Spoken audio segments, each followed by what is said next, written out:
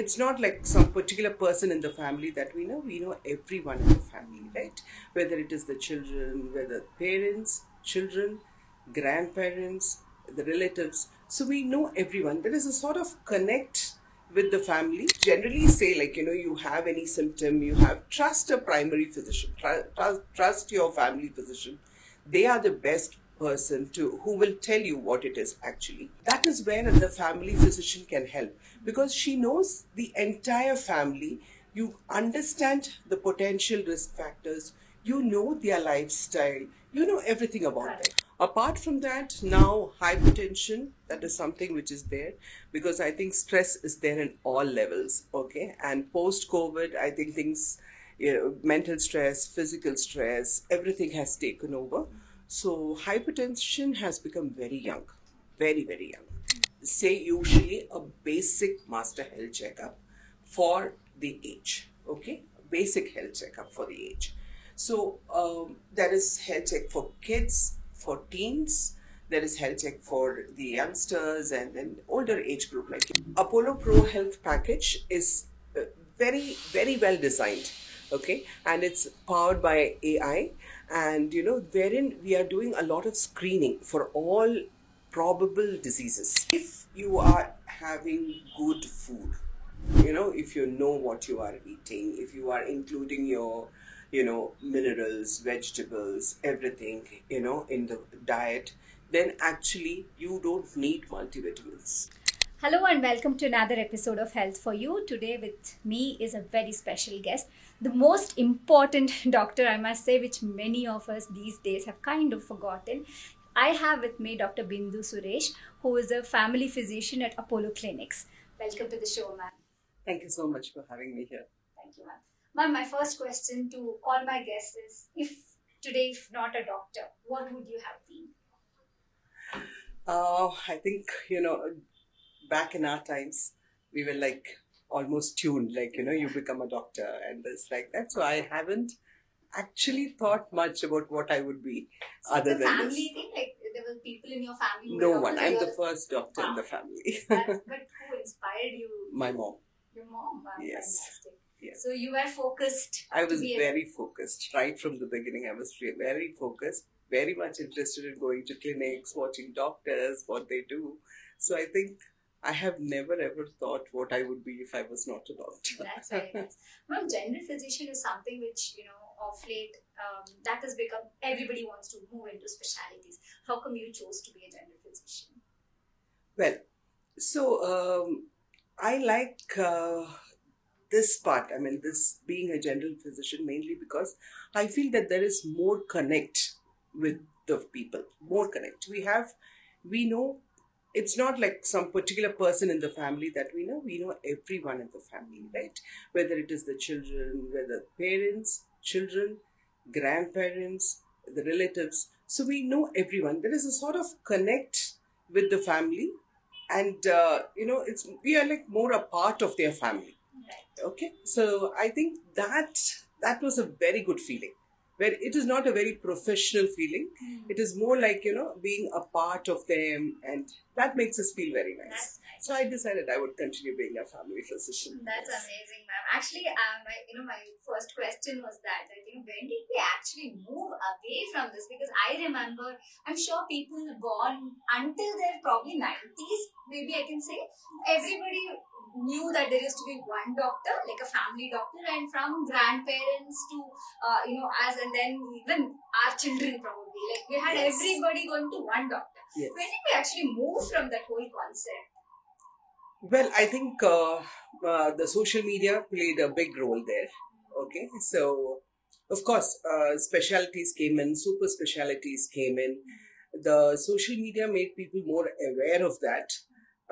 Maybe sometimes it is good, sometimes it is bad, but I feel like the moment when somebody has a headache, right? They will Google. They'll say when they Google for a headache, the first thing to come is to meet a neurologist, right?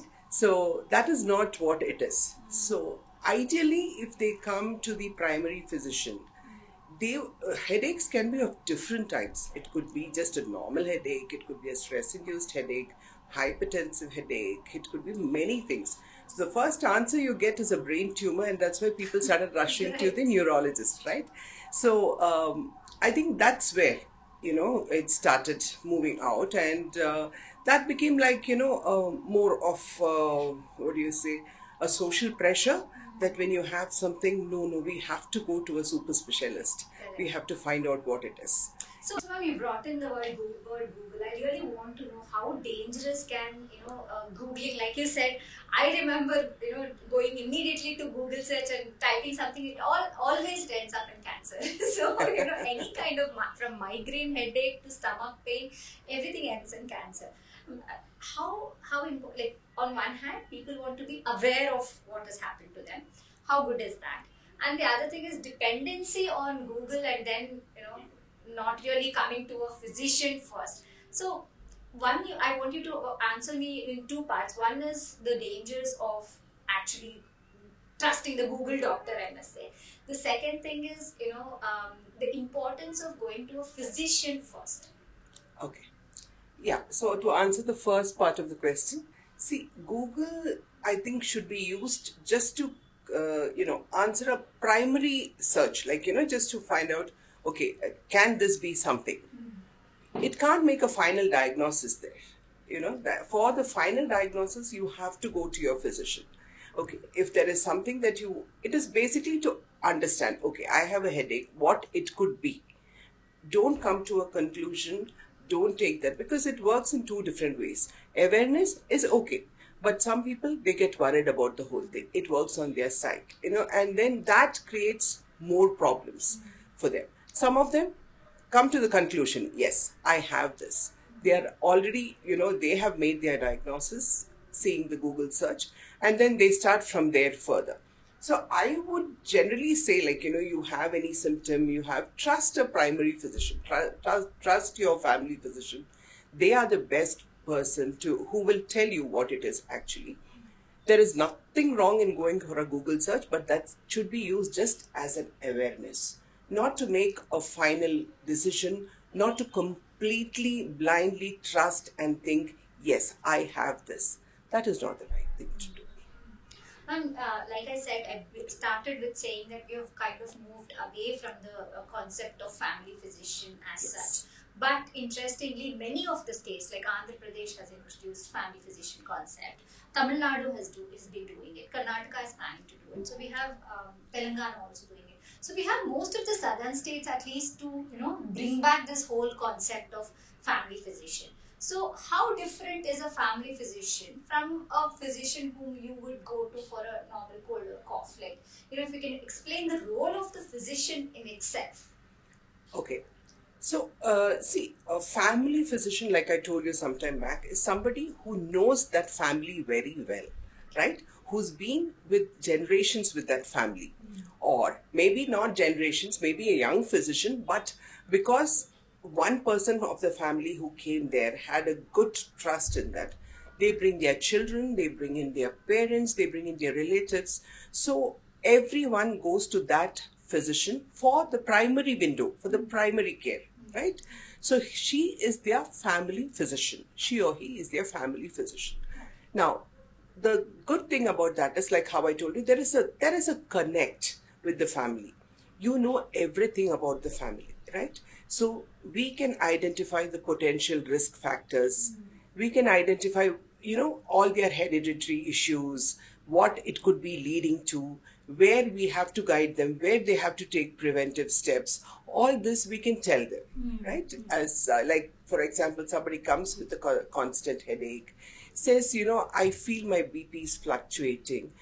When we see that, there is a strong family history of hypertension, and we know his lifestyle, because this person has been coming to you, you know that he has a hectic lifestyle, he travels a lot, or he works for long hours, he's sleep deprived, then you tend to think, yes, then his headache could be, he must be developing a blood pressure, right?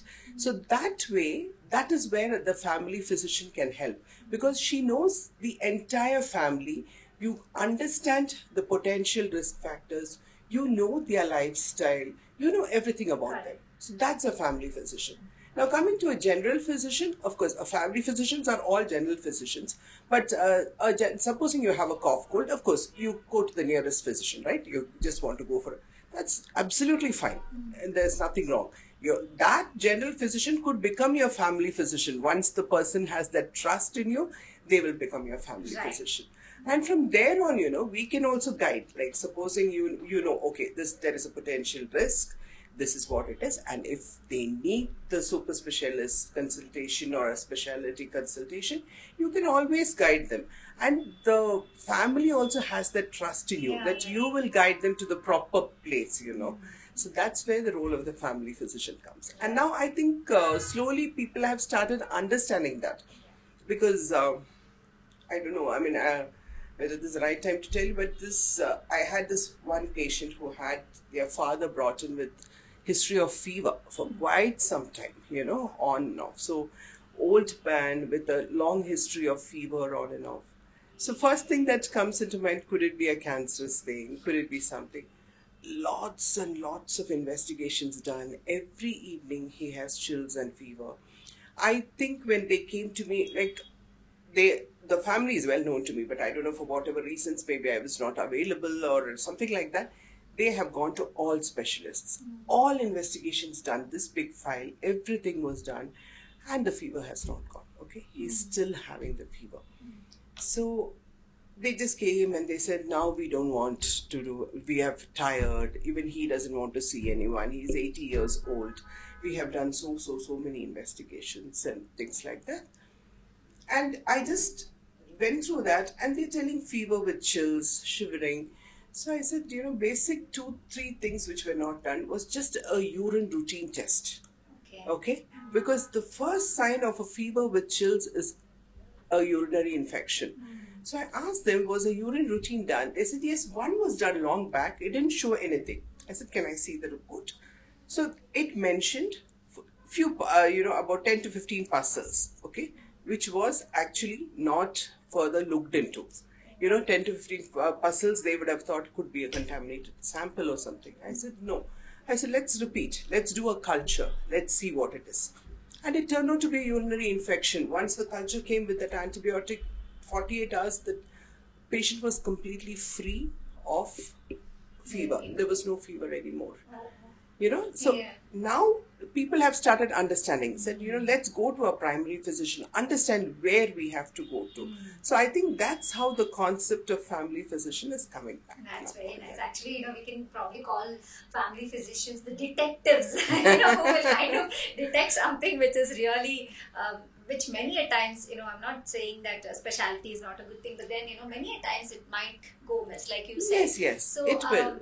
ma'am, coming to the, when you look at your clinic, in your clinical practice every day, what is the most seen, commonest diseases that you are seeing? Like, people coming in with, what is the most kind of diseases that you're coming up across with? Okay, I mean, being a physician, of course, all the infectious diseases or the seasonal diseases, they are the ones which keep coming to us. Apart from that, now hypertension, that is something which is there, because I think stress is there in all levels, okay? And post-COVID, I think things, mental stress, physical stress, everything has taken over. So hypertension has become very young, very, very young. And people don't want to accept that they're hypertensives, okay? So when a younger person comes and, when you check and you say, it's 140/90 or at a risk, they say, no, I think I'm just stressed when I come here, or maybe I didn't sleep well. So we give them all that. We give them the time. It's not like the moment you see that 140/90, you're just going to treat them. So, but it is seen that the hypertension has become much more younger. Sugars, maybe because of the type of eating, Right, the they eat at lifestyle. odd hours, and then it's mostly junk food, because they're not able to move out of the desk. So whenever they're able to move out, they just gobble in the food, whatever they get, and things like that. Lack of sleep. See, all this leads to a lot of lifestyle diseases, and most of them have become pretty young. So when we say young, what is the age you're actually looking at now? I mean, you'll be surprised. I have even a 24-year-old with hypertension. Um, Many in their 20s with hypertension and sugars have also, diabetes has also become very, very young these days. And majority of the times, what I have noticed is even in my own families, many of them, when we tell them that this is what the problem is, and you need to start medication as well along with the change in lifestyle, they're very reluctant to start on these medicines. How important does that become to actually listen to the doctor? Well, that is a big challenge for a family physician. Okay, I'll tell you, because when you go to a doctor whom you're not very familiar with, when the doctor says you start medicine, they will start. Okay, now when you become a part of the family, they're like, ma'am, can we still wait? Can we do this? Can we do that? And you also, then say, okay, let's not push. Let's see. But of course, when you feel that no, that they have reached this, then you explain to them, see, this. Taking one tablet can prevent so many things, right? Like, hypertension, even like 140/90 and all that. Every time, it's like stretching a rubber band, right? You're stretching your blood vessels. You are going on stretching it little by little, little by little, little by little. But till a time when it can get back the elasticity. But if this continues, you lose the elasticity, and that's when you go in for the complications. So if you are able to take your time, explain to the patient, this is why we are starting. Yes, we will be giving you lifestyle modifications, and we can. The other concept is, because most of them think the moment we get into medicines, we will never come out of it. So that is one hindrance where they don't want to start medicines. It will become a life. It is not that. You can come out of it. But when you need help, take the medical help. Along with that, do your lifestyle changes. And then slowly we can withdraw you from the medications. Once you have a good lifestyle change, you don't have any other risk factors, we can get you out of the medicines. So once you give the patient the confidence, they will definitely start. Okay. But otherwise, the main thing is they don't want to take it lifetime. They feel they're a little too young to start. They don't understand the further complications. So if we are able to explain all this to them, I think they will go ahead. Right. But most of the times what happens is, we all go to the doctors when there is some problem, and when you have that issue, then we go. Like, you have some symptoms, and then you have started putting on weight, and you've done your blood markers, and then you realize that, okay, I'm, probably closer to getting diagnosed with diabetes or whatever. So, but if we change that thinking, if we flip it, is prevention really possible? Can we actually prevent these diseases? Definitely we can prevent. Definitely. That way, I'm quite happy with the companies and, most of the companies introducing these schemes of preventive health check or a pre-employment health check, pre-travel health check, because these things, when you do a preventive health check or you just go for a health check just to know your parameters, most of the times we can identify certain risk factors in that. And if it is detected very early, you don't need medications. Small lifestyle changes and, it'll do wonders. All your numbers get back to normal. And then you're already aware that your numbers can go bad. You know what you have to do to keep your numbers at bay. So definitely that plays a very, very good role. So I think, yes, that concept should come in. Let's just go for a health check, every year. Or, depending on, for some of them, it's every year. When you have a risk factor, then we say every 6 months. It is very, very important. Again, when you're talking about risk factors, I think, being a physician, like if you're somebody who's going to, the entire family is going to one physician, then the risk factors are also very known to the doctor, isn't it? Yes, so you yes. can probably even advise tests accordingly for the entire family as well, as a whole. And subscribing prescribing a diet, or asking them to do certain exercises as a family would also probably come into Yes, definitely.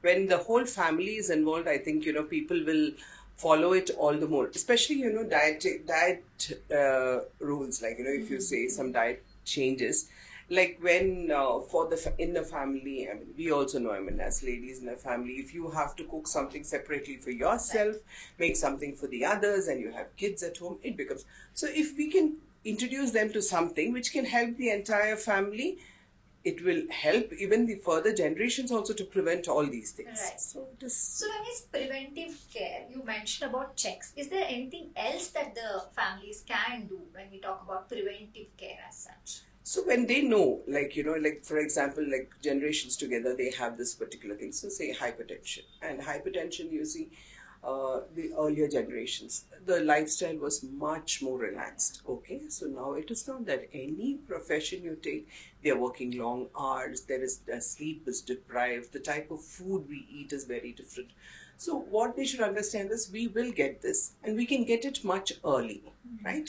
So let's start. If our ancestors started it at a later stage, we maybe at 30 itself we will have to start. We will have to see that we have a good sleep. So that is what the family, a discipline should come within the family. Eating out should be made once a week.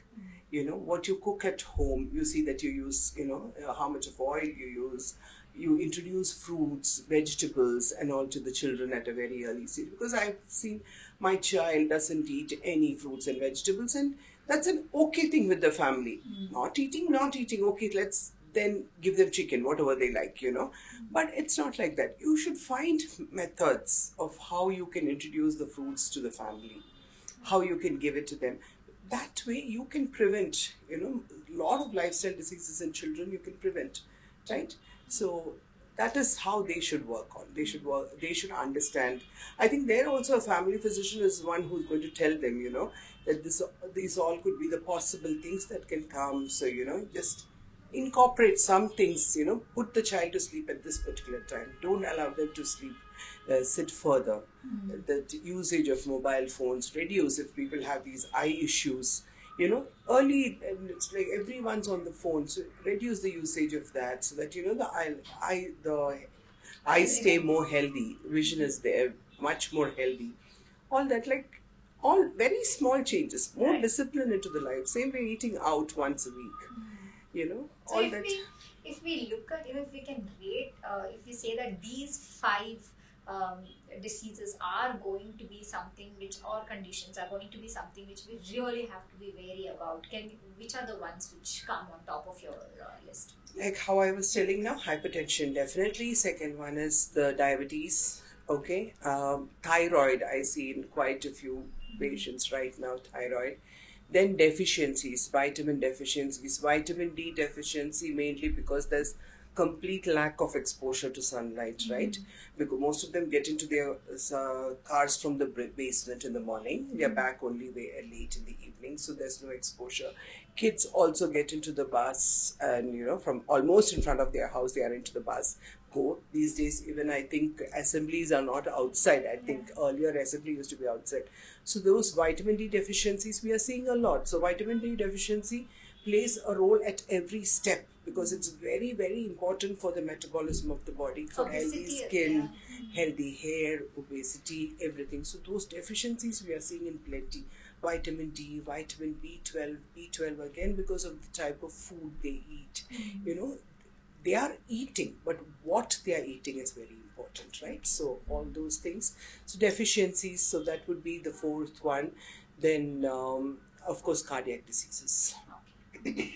Again, that we're seeing quite a lot. Is it, as a physician, have you seen any relation with COVID? Because majority of the times what happens in many studies, they've come out and said it's not the COVID vaccine, but is it the COVID itself? What is it that is actually leading to a lot of sudden cardiac deaths?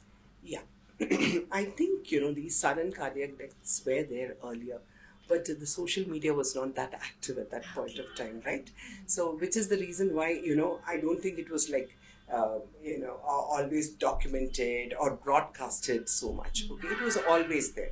Of course, COVID did play a big role. It did play a big role, especially for people who've gone through that COVID and things like that. Yes, there is definitely a risk factor there with the COVID patients.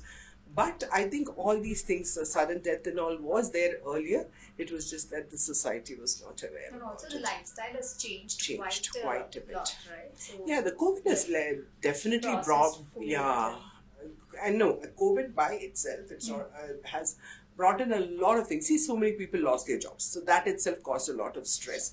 most of them are, developed hypertension at that point of time. Again, don't want to take medicines. Potential cardiac risk will come there also. Right. You understood? So, a lot of factors are there. COVID did play, a direct or an indirect role. Sometimes it is there. Okay.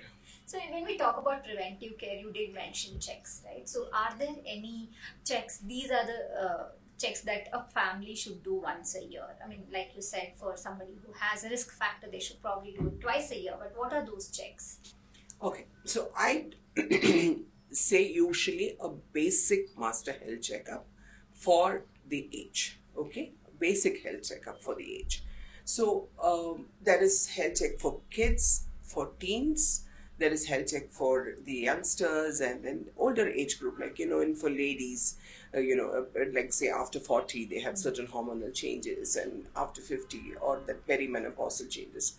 So whatever is the basic health check for that age is what they have to do. Can we name some of these checks, ma'am? Is it okay? Like if even we can segregate it. Let's say children. Let's say children below 13 years. Before they reach their teenage, then the teenagers. Then we take the young professionals or youngsters, basically below 40 years. Then the 40 years of age, and then we go above 60 years. So we have 5 categories now. So we can probably start with somebody who's in adolescence or who's not yet reached their teenage. Yes. So but that is for children. It's just the child preventive health check, where we usually check, the general blood check, where the hemoglobin levels, the vitamin levels, and all that. That is the basic thing that we do for the children. For adolescents, also, it is basically all the deficiencies, calcium. That's their growth age. So that the amount of calcium, all those things will come into play there. And of course, if they have early thyroid in the family, or we are seeing some growth issues, so we add on those things for them, the teenage. Then the rest, I think, till an age of about 35 would be a yearly basic master health checkup, okay, where everything is included: the general blood tests, the basic chest X-ray, ultrasound, and all that. Now, since there is a high rise of cancers, right? So there are a lot of cancer markers that we are doing. And in these basic things, your ultrasound. Now we do for the ladies the ultrasound of breasts. Okay, we don't go for the invasive ones. We now try an ultrasound just to see if there is any hot spots, and then we decide whether we should go for an invasive thing. So these things definitely help us to identify the risk factors. Okay, so that is it. The basic blood tests with a baseline ECG, chest X-ray, ultrasound of the breasts. For ladies, the pap smear, something like that would suffice. For 40 years, a little more intense. You go for your TMTs and, a little one step ahead, PFT, TMT, like that. And like that. It goes like... Okay. So if we're talking about, cancer markers, you were telling me that.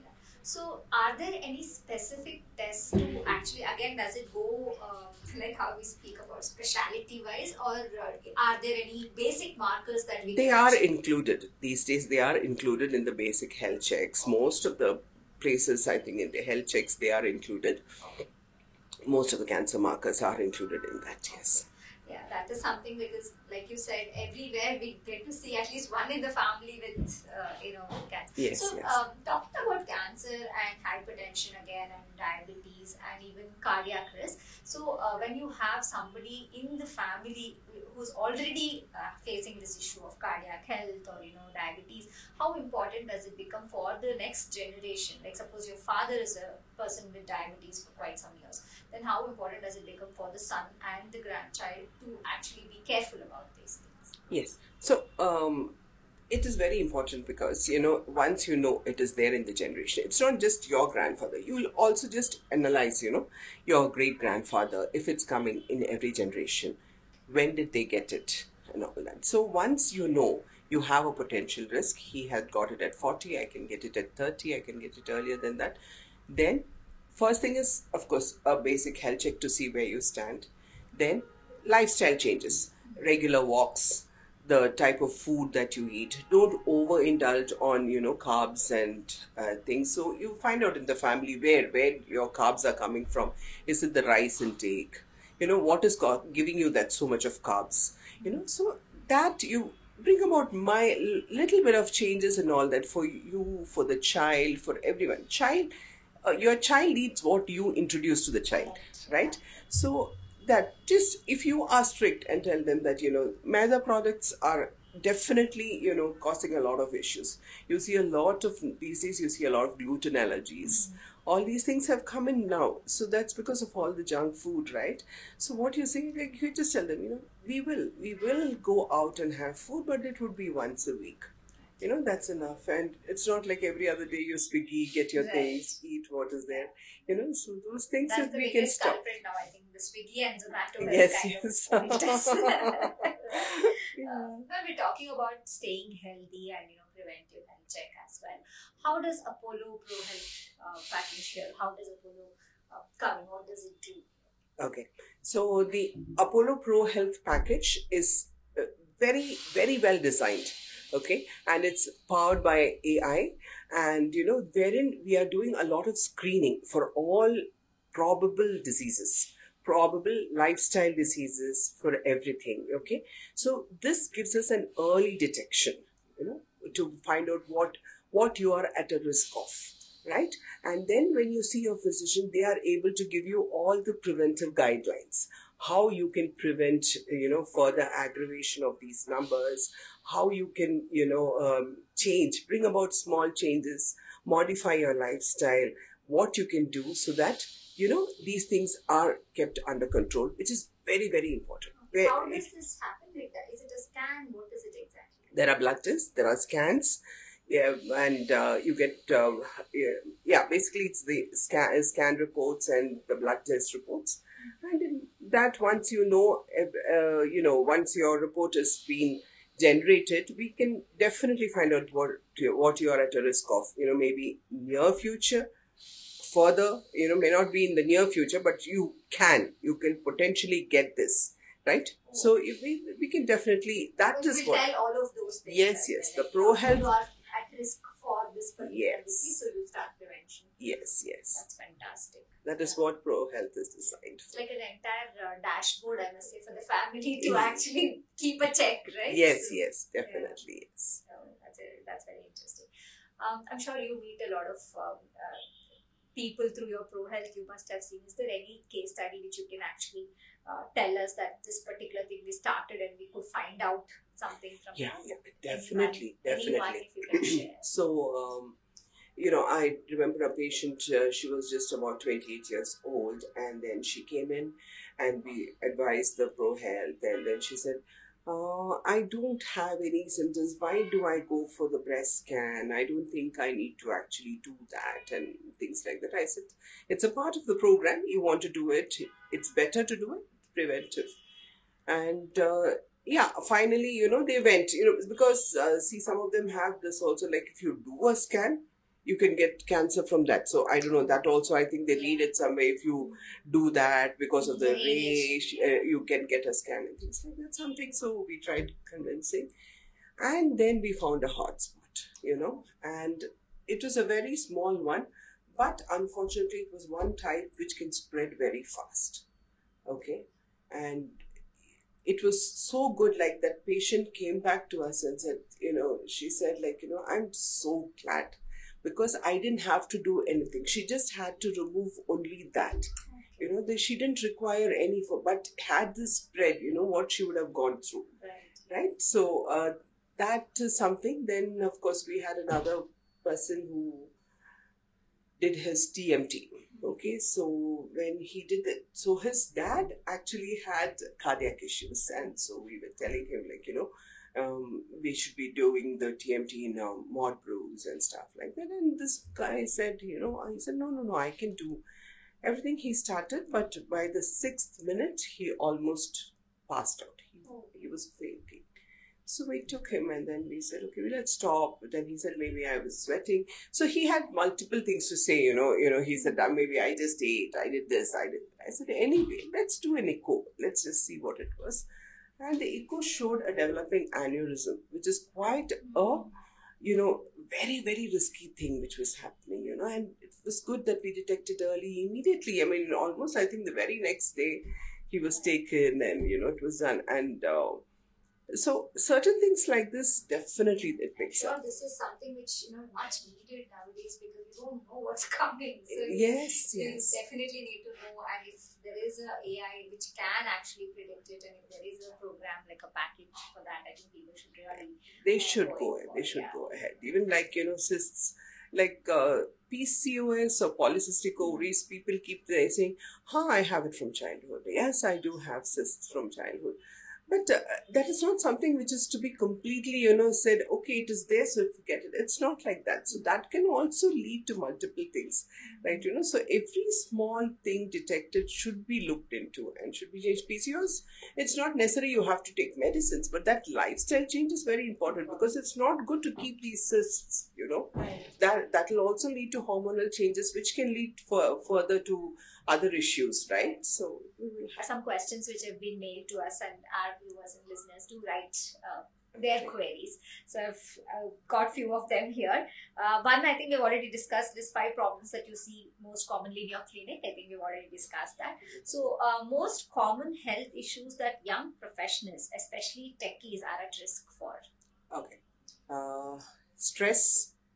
Okay, that is the first thing that we see, and because of stress, they come with a lot of headaches.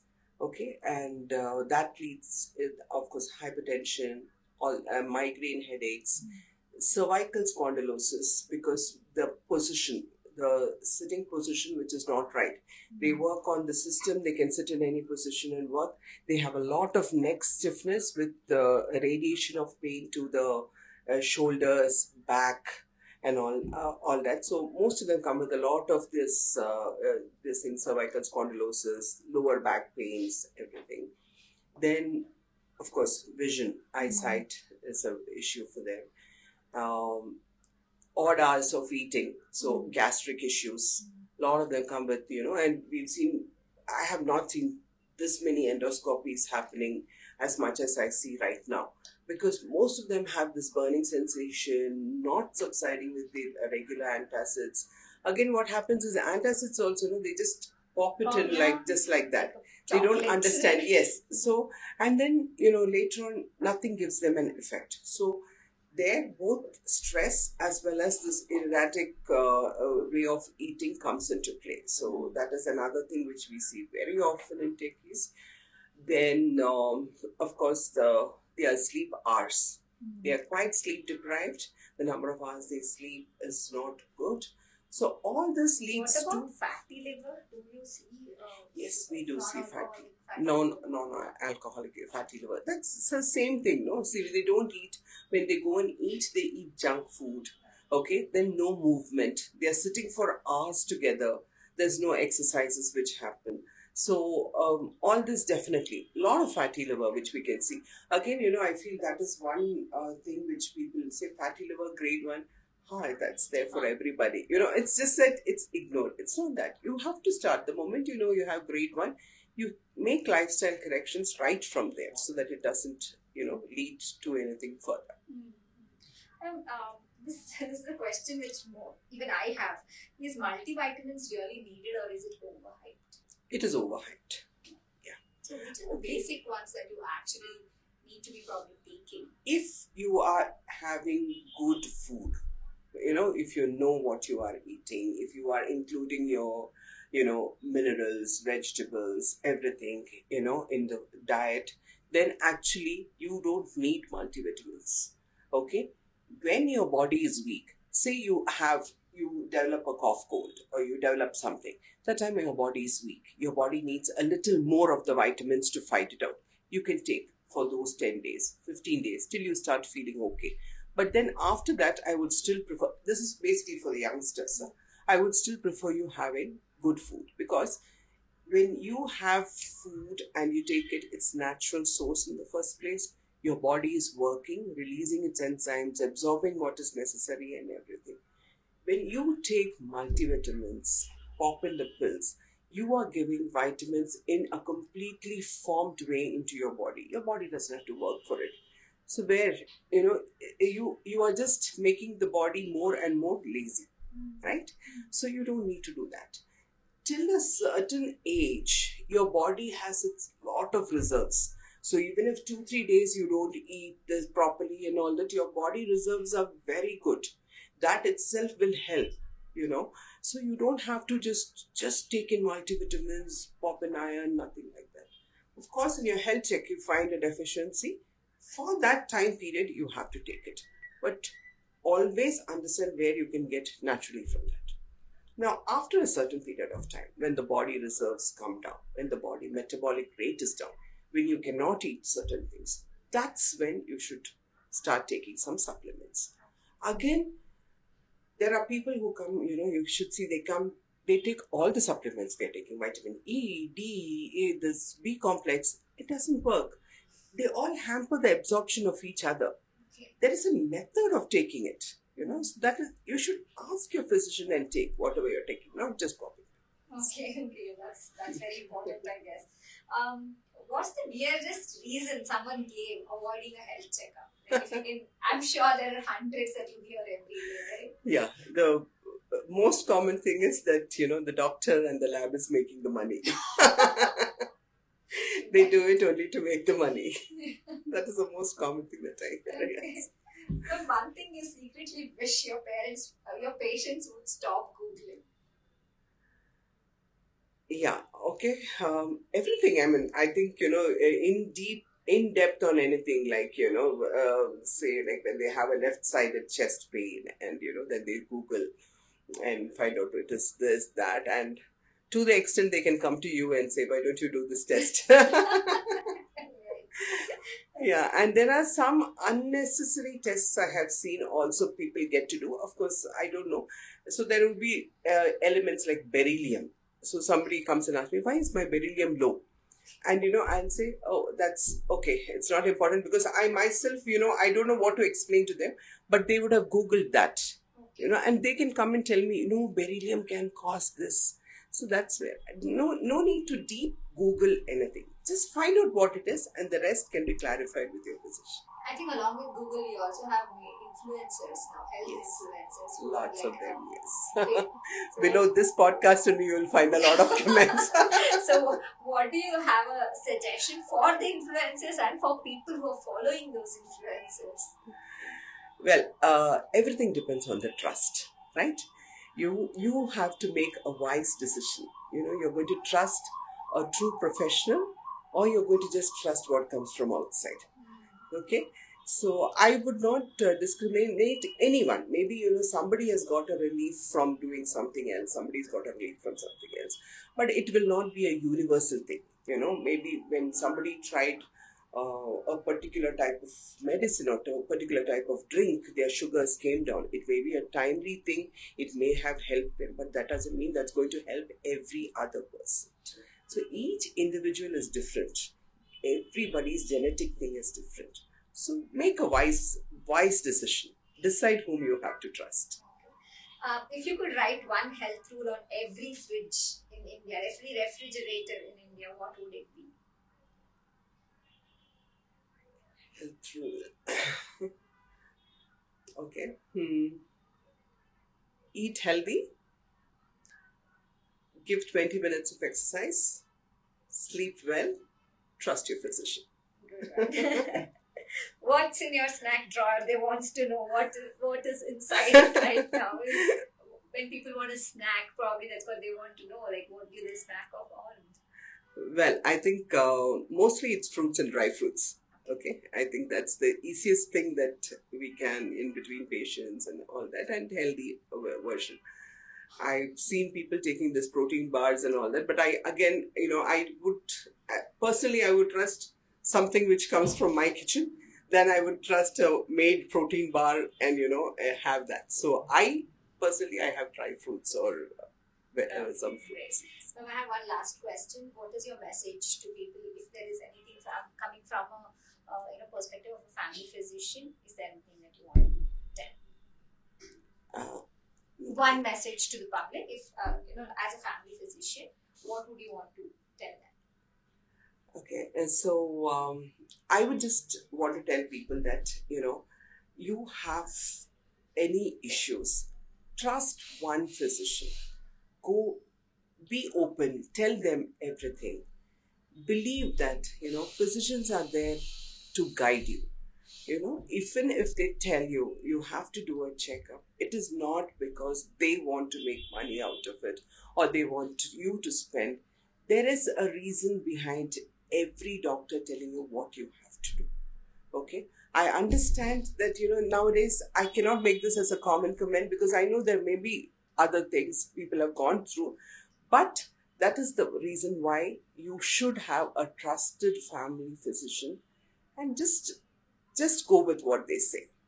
Thank you very much, ma'am. It was really wonderful having you on the show. Thank you very much. Thank you so much. Thank you so much. That is all we have for today. Thank you very much.